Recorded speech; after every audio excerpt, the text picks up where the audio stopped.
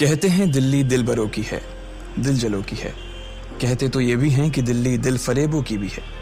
और लकी यानी कि लक्ष्मण लाल अग्रवाल में ये सारे गुण मौजूद थे। लोग उसकी शक्ल को देखकर ही कह देते थे, अबे दिल्ली से हो क्या? लकी वैसे दिखने में स्मार्ट और अट्रैक्टिव था, पर जेब से खस्ता हालत होने की वजह से रहता बेहद सिंपल तरीके से था। शर्ट का रंग उड़ा हुआ और पैंट से पैबंद जुड़ा हुआ। कहने को तो उसकी उम्र के लड़के दिल्ली की सड़कों पर रात को मोटर बाइक दौड़ाते थे, लेकिन लकी उर्फ लक्ष्मण लाल अग्रवाल सिर्फ कमरे से कॉलेज में पढ़ाई और गर्लफ्रेंड डिंपल के साथ थोड़ा वक्त बिताना, फिर कॉलेज से दुकान से जब होम डिलीवरी आए तो वहां, और फिर घर चला जाता था। हाँ, कभी कभी जब वो किसी लड़के को खाली सड़क पर मोटर बाइक दंदनाते हुए देखता तो कहता, एक दिन अपना टाइम भी आएगा जब मैं चश्मा लगाकर बैठूंगा और पीछे डिंपल को बैठाऊंगा। देखना, जब वो मेरी कमर में अपना हाथ कसेगी और मैं तेजी से मोटरसाइकिल को इंडिया गेट के आसपास दौड़ाऊंगा, तो सारे दिल्ली का दिल हम दोनों को देखकर जलेगा। दुकान में रखा हुआ बर्नॉल भी काम नहीं आएगा। लकी ने कहा और अपने हाथ में बर्नॉल की क्रीम को दबा दिया। जैसे ही उसने क्रीम को दबाया, उसका क्रीम बाहर आ गई। अबे गधे, क्या कर रहा है? वो कोई स्पंज की गेंद है क्या जो उसे दबा रहा है? दुकान के मालिक ने उससे फटकारते हुए कहा और उसके सर पर एक चपत लगा दी। Sorry sir. लकी ने अपना सिर बचाते हुए कहा। वो खरोल बाग में स्थित एक छोटी सी मेडिकल स्टोर पर काम करता था। उसकी दुकान का नाम था चमन मेडिकल स्टोर और उसके ओनर का नाम था चमन लाल। लकी पिछले 5 साल से इन्हीं की दुकान पर काम कर रहा था। यहाँ इस छोटी सी शॉप पर काम करना उसकी मजबूरी थी। लाइफ में कंगाली की वजह से उसे कॉलेज में पढ़ाई पूरी करने के लिए पार्ट टाइम जॉब करना था। उसने कई अच्छी जगह अच्छी तनख्वाह की नौकरी ढूंढी पर नहीं मिली और वो इस मेडिकल स्टोर पर ही अटक गया।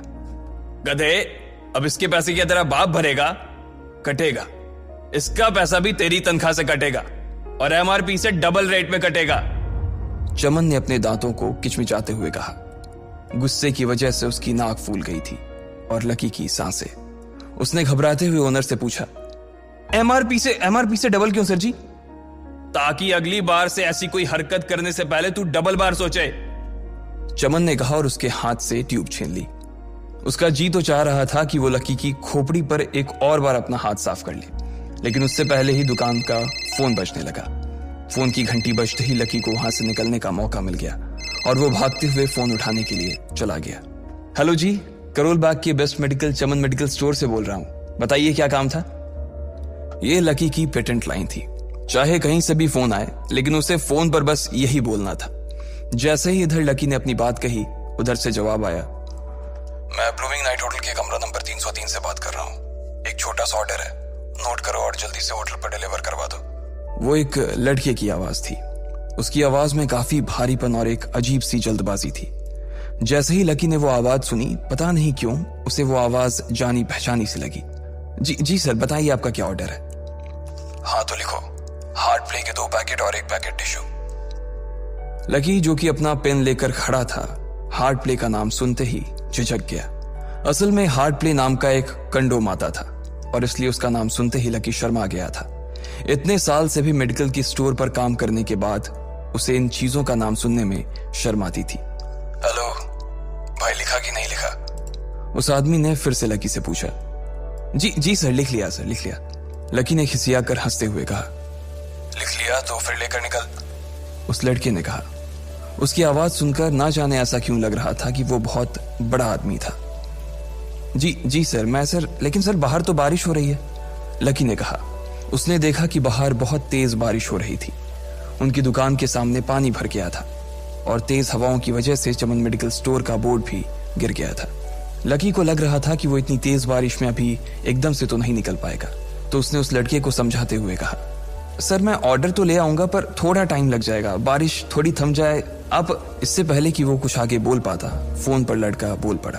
तुम्हारे मालिक को पता है कि तुम मल्होत्रा जी के लड़के को मना कर रहे हो? हाँ पता है, बारिश हो रही है, इसलिए सारा सामान अच्छे से थैली में पैक करके लाना और लेट नहीं होना चाहिए, समझे? उस लड़के ने कहा और इससे पहले कि लकी आगे कुछ कह पाता, उसने फोन काट दिया। उधर से लकी के दुकान का ओनर उसे घूर कर देखा जा रहा था। लकी के हाथ में पेन और पेपर देखकर ही वो समझ गया था कि उसके पास कोई ऑर्डर आया था। आज वैसे भी इतनी बरसात होने की वजह से सुबह से इक्का दुक्का ग्राहक ही दुकान पर आए थे। ऐसे में उसकी दुकान का मालिक एक भी ऑर्डर को छोड़ना नहीं चाहता था। वो लकी को देख रहा था और लकी बारिश की ओर देख रहा था। बारिश का बहाना नहीं चलेगा, जाना पड़ेगा, चमन लाल ने कहा। मैं बहाना नहीं कर रहा सर, थोड़ी बारिश धीमी हो जाए तो मैं चला जाऊंगा। अभी आप खुद ही देखिए कितनी तेज बारिश है। वो पता नहीं कोई मिस्टर मल्होत्रा का कोई बेटा कुछ ज्यादा ही जल्दी में था। मैं साइकिल से तो पहुंच नहीं पाऊंगा इतनी जल्दी। लकी ने उनकी ओर देखते हुए कहा। क्या कहा? मिस्टर मल्होत्रा जी का बेटा? तू मेरी दुकान बंद करवाएगा क्या? अभी क्या भी निकल उनका ऑर्डर लेके, वो हमारे बहुत पुराने कस्टमर है, चमन ने कहा। पर लकी ने कहा ही था कि चमन बोला। पर कुछ नहीं, तू मेरी मोटरसाइकिल ले जा, उसने गुस्से में कहा। अरे सर जी, 200 के ऑर्डर में मुश्किल से 40 रुपए बचेंगे, इससे 3 गुने का तो पेट्रोल ही लग जाएगा, और अगर गाड़ी रास्ते में बंद हो गई तो अलग से खर्चा, लकी ने समझाते हुए कहा। वो जानता था कि उसका मालिक इन सब बातों पर ध्यान नहीं देने वाला। चमन लाल बोला। कोई बात नहीं, तू जा, चाहे जो हो जाए ग्राहक नाराज नहीं होना चाहिए, और वैसे भी वो मल्होत्रा जी का बेटा है। चमन लाल ने मोटरसाइकिल की चाबी लकी की ओर उछालते हुए कहा। लकी ने चाबी ली। उसे देखकर उसके अंदर मिक्स फीलिंग आ गई। एक तो वो बहुत खुश हुआ कि बड़े दिनों बाद बाइक चलाने को मिलेगी, पर वहीं दूसरी तरफ दुखी इसलिए हुआ कि बाइक मिली भी तो ऐसी तेज बारिश में, अगर खराब हो गई तो इसकी चपत भी उसके सिर पर ही पड़ेगी। वो मुंह लटकाकर रेनकोट और हेलमेट पहनते हुए वहां से निकल गया। बाहर आकर बाइक को देखा तो लकी ने मन में सोचा, चलो ठीक है, जो होगा देखा जाएगा, कम से कम बाइक तो चलाने को मिल रही है। दरअसल लकी इतने साल काम करने के बाद भी अपने लिए एक मोटरसाइकिल नहीं ले पाया था। लकी की तनख्वाह ही इतनी भर थी कि सिर्फ उसके कमरे का किराया, उसकी साइकिल में डालने वाली हवा का खर्च, बिजली पानी का बिल और डिम्पल के साथ महीने में 1-2 बार बाहर खाने का खर्चा ही निकल पाता था। उसे डिम्पल की कही बात अक्सर याद आती थी। लकी, अगर अगले 2 महीने में तूने बाइक नहीं खरीदी ना तो मैं तेरे से ब्रेकअप कर लूंगी, देखना। असल में डिम्पल को लकी के साथ बाइक पर घूमने की बड़ी तमन्ना थी। लकी की इस उजाड़ जिंदगी में एक वही तो थी जिसके लिए जिंदा रहने को उसका जी चाहता था। जब भी वो उससे बाइक की बात करती तो लकी डिम्पल की इस बात को हंसकर टाल देता था। वो अपने मन में इस बात को अच्छे से जानता था कि डिम्पल उससे बहुत प्यार करती थी और वो उससे कभी छोड़कर नहीं जा सकती थी। वो दोनों एक दूसरे में ऐसे घुले मिले थे जैसे बादल बरसात में घुल जाती है। लकी को डिम्पल बहुत पसंद थी और वो उसके लिए दुनिया जहां की खुशियां खरीद कर ला देना चाहता था। वो चाहता था कि एक दिन वो डिम्पल को प्लेन में बैठाए, लेकिन उसके ये सब ख्वाब इस कम तनख्वाह की नौकरी की वजह से कभी पूरे नहीं होने वाले थे। पर आज उसके पास एक मौका था। वो डिम्पल को अपने साथ इस बारिश में राजपथ घुमाना चाहता था। वो उसे दिल्ली दिखाना चाहता था। चमन लाल को देने के लिए उसने पहले से ही बहाना सोच रखा था। बस जल्दी से वो ये डिलीवरी देकर सीधे डिम्पल के पास ही जाने वाला था। उसने होटल ब्लूमिंग नाइट के बाहर मोटर बाइक पार्क की और सीधे होटल के अंदर चला गया। लकी ने रिसेप्शन पर पहुंचकर नमस्ते करते हुए रिसेप्शनिस्ट को बोला, जी मैं चमन मेडिकल स्टोर से आया हूं, रूम नंबर 303 का ऑर्डर था सर। रिसेप्शन पर खड़ा आदमी उसके हाथ में काली थैली को देखकर समझ गया था कि उसमें क्या था और वो मंद ही मंद मुस्कुराते हुए बोला, 3rd फ्लोर पर है, लिफ्ट से चले जाओ, रेनकोट यहीं उतार देना।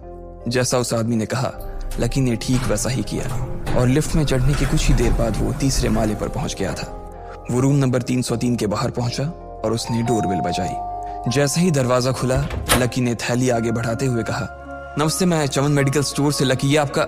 इससे पहले कि लकी आगे कुछ कह पाता उसकी आंखें फटी की फटी रह गई थी। उसने अपने सामने जो देखा उसके बाद उसे ऐसा लगा कि बंद छत के नीचे भी उसके ऊपर आसमान से आकर एक जोरदार बिजली गिर गई थी। उसके सामने एक लड़की खड़ी थी। वो लड़की और कोई नहीं बल्कि उसकी गर्लफ्रेंड डिम्पल ही थी। उसने एक पर्पल कलर का नाइट गाउन पहन रखा था। उसके काले घने बाल गीले थे और उसने उन्हें अपने कंधे पर फैला रखा था। उसकी खुशबू से ही ये चीज साफ पता चल रही थी कि वो अभी अभी नहा कर आई थी। डिम्पल, तुम यहाँ क्या कर रही हो? लकी को अपनी आंखों पर विश्वास ही नहीं हो रहा था। उसने 2 बार अपनी पलकें झपका कर देखा, लेकिन दोनों बार ही उसे अपने सामने डिम्पल ही नजर आई। तुम यहाँ क्या मेरा पीछा करते हुए आए हो लकी? डिम्पल ने उल्टा उसी के ऊपर पलटवार करते हुए कहा। लकी को देखकर उसके दिल की धड़कन भी तेज हो गई थी। उसे उम्मीद नहीं थी कि लकी यहाँ आ जाएगा। उसने ना तो सुबह से उसे फोन किया था और ना ही उसके मैसेज का कोई जवाब दिया था। वो अपने मन में सोचकर बैठी थी कि वो अगले दिन खुद ही उससे मिलकर बोल देगी कि उसकी तबीयत खराब थी। डिम्पल बेबी, क्या हो गया? किससे बात कर रही हो?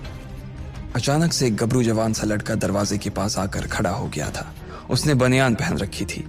लकी उसे पहचान गया था। साले राहुल के बच्चे, तेरी हिम्मत कैसे हुई मेरी डिम्पल को हाथ लगाने की? लकी ने जैसे ही राहुल को देखा उसके तन बदन में मानो आग सी लग गई थी। वो उसे इस वक्त इतना बुरा मारना चाहता था, इतना बुरा पीटना चाहता था जिसकी कोई हद सीमा नहीं थी। लकी जिस कॉलेज में पढ़ता था, राहुल और डिंपल भी उसी में पढ़ते थे और वो कॉलेज राहुल के फादर का ही था। डिंपल ने राहुल के पिता की एक कंपनी में जॉब पकड़ ली थी और राहुल उस पर बहुत लाइन मारता था। लकी ने 1-2 बार डिंपल को उससे दूर रहने के लिए भी कहा, लेकिन डिंपल ने उसे ये कहकर टाल दिया था कि वो सिर्फ अच्छे दोस्त थे। आज भी इससे पहले कि वो आगे बढ़ता, डिंपल उन दोनों के बीच आ गई। रुक जाओ, डिंपल ने गुस्से में कहा और लकी के सीने पर हाथ रखकर उसे रोक दिया। लकी लंबी सांसें ले रहा था और कुछ ही सांसों के बाद उसका गुस्सा शांत हो गया। अब डिंपल के पास भी छुपाने के लिए कुछ नहीं था, इसलिए उसने लकी से कहा, लकी, आज से तुम्हारा और मेरा ब्रेकअप। ब्रेकअप? लकी के पैरों के नीचे से जमीन खिसक गई थी। उसकी आंखें नम हो गई। लकी को उसकी बातों पर विश्वास नहीं हो रहा था। उसने डिंपल की ओर देखा और बोला, डिंपल, हम पिछले 1 साल से एक दूसरे के साथ हैं और तुम हो कि मुझसे ब्रेकअप करना चाहती हो? अरे मैं तो तुम्हारे लिए नई बाइक लेने वाला था। चल रहने दे, आज ही याद आई है तुझे बाइक की। अरे तेरे पास मुझे बाहर घुमाने के लिए, खिलाने पिलाने के लिए पैसे तो है नहीं। तू कहां से लेगा बाइक? और अगर ले भी लेगा तो उसमें पेट्रोल कहां से डलवाएगा? तेरी 8,000 रुपए महीने की नौकरी, उसमें होगा ये सब? लोग हंसते हैं मेरे ऊपर जब मैं सरोजनी में तेरे साथ घूमती हूँ। मैं ऐसी लाइफ नहीं जीना चाहती लकी। मैं तेरी तरह गरीब नहीं रहना चाहती। तूने मुझे फंसाया था, उल्लू बनाया था तूने मुझे, इसलिए मैंने राहुल से मैचअप कर लिया है। आज से यही मेरा बॉयफ्रेंड है। डिंपल ने गुस्से में कहा। अच्छा, तो बेबी ये है तुम्हारा वो बेकार सा एक्स बॉयफ्रेंड? राहुल ने पूछा और डिंपल के बगल में आकर खड़ा हो गया। फिर उसने लकी के हाथ से थैली उठाई और उसमें से हार्ड प्ले का पैकेट निकालकर उसे चिढ़ाने के लिए उसे हवा में लहराने लगा। बाप रे, इससे बदकिस्मत इंसान इस दुनिया में और कौन होगा? राहुल ने उसकी टांग खींचते हुए कहा। लकी के पास उसकी बात का कोई जवाब नहीं था। उसने गुस्से से डिंपल की ओर देखा और अपनी हाथों की मुट्ठी भींच ली। फिर वो वहां से निकल गया। अबे पैसे तो ले जा, सब कुछ फ्री में देता जाएगा क्या? राहुल ने जोर से ठहाके लगाते हुए कहा, लेकिन लकी बिना उसकी बात सुनते ही निकल गया। उसके दिमाग में डिंपल के कहे शब्द गूंज रहे थे। उसने कभी सपने में नहीं सोचा था कि डिंपल उसके साथ कुछ ऐसा भी कर सकती थी। जिस इंसान के लिए वो इतना कुछ करना चाह रहा था, उसे उसकी कोई कदर ही नहीं थी। लकी इतना हताश हो गया था कि बुरी तरह से रोने लगा। इस बार वो लिफ्ट से नहीं बल्कि सीढ़ियों से नीचे उतरा और एक सीढ़ी उतरने के साथ उसके आंसू आंखों से छलकते जा रहे थे। जब उसकी आवाज सुनकर कुछ लोग अपने कमरे से बाहर आए तो लकी ने तुरंत अपने आंसू पोंछे और तेजी से वहां से भाग गया। उसे जिंदगी में पहली बार प्यार हुआ था और पैसों की कमी की वजह से ना सिर्फ उसका प्यार बल्कि उसकी पूरी जिंदगी बर्बाद हो गई थी। लकी जैसे ही बाहर आया तो उसने देखा कि बाहर अंधेरा हो गया था। आसमान में तेज बिजली कड़की और बारिश जो थमी थी एकाएक फिर से झमाझम बरसने लगी। ये देख लकी के थमे हुए आंसू एक बार फिर से छलक गए। उसका दिल बुरी तरह से टूट चुका था, लेकिन उसे इस बात की खुशी भी हो रही थी। आखिर आज उसे डिंपल का असली चेहरा नजर आ गया था। वो तो उसके साथ घर बसाने की सोच रहा था, लेकिन अच्छा हुआ कि उसने पहले ही उसका घर बर्बाद होने से बचा लिया। लकी को दुख तो बहुत हो रहा था, पर उसे यह भी लग रहा था कि उसे आगे चलकर यही दुख उसे खुशी देने वाला था। लेकिन एक चीज थी जो लकी को परेशान कर रही थी, वो थी उसकी माली हालत। उसकी जेब इतनी तंग थी कि उसे फटी हुई जेब की पैंट पहनकर घूमना पड़ता था। कभी कभी तो लकी सिर्फ रोटी खाकर दिन काट लेता था। वो कब से कोशिश कर रहा था कि कोई अच्छा काम पकड़ सके, लेकिन उसे कोई काम देने को राजी नहीं था। उसने टूटे हुए दिल को दिलासा देते हुए मन में सोचा कि डिंपल पर खर्च होने वाले पैसे बच जाने से शायद उसके हालत सुधर जाएंगे, पर फिर भी वो रातों रात रईस नहीं हो जाने वाला था। उसने ऊपर आसमान की ओर देखा और जोर से चिल्लाया, अगर इतना ही अनलकी बनाना था तो फिर नाम लकी क्यों रखा भगवान? वो जितनी जोर से चिल्ला सकता था उतनी जोर से चिल्लाया। उसकी आवाज से आसपास खड़े लोग एक बार तो डर गए थे। लकी ऊपर ही देख रहा था और उसके आंसू बारिश के पानी के साथ मिल गए थे। जैसे ही वो फूट कर रोने को था, तभी उसके फोन पर एक मैसेज आया। जैसे ही लकी ने अपना फोन निकालकर उस मैसेज को पढ़ना शुरू किया, उसकी तो आंखें ही चमक गई। अचानक उसके आंसू हंसी में बदल गए और वो जोर जोर से वहीं सड़क पर नाचने लगा। उस मैसेज में लिखा था, परिवार की रिसर्च और परिवार के निर्णय के हिसाब से अग्रवाल परिवार का वारिस लक्ष्मण लाल अग्रवाल उर्फ लकी ने गरीबी अभ्यास की परीक्षा को पास कर लिया है और आज से ही वो उस जमीन और उस जायदाद का मालिक हो जाएगा जो परिवार ने उसके नाम कर रखी थी। ये एक ऐसा मैसेज था आखिर कौन था लकी? क्या थी उसकी असलियत? और वो कैसे रातों रात ही अनलकी से लकी हो गया?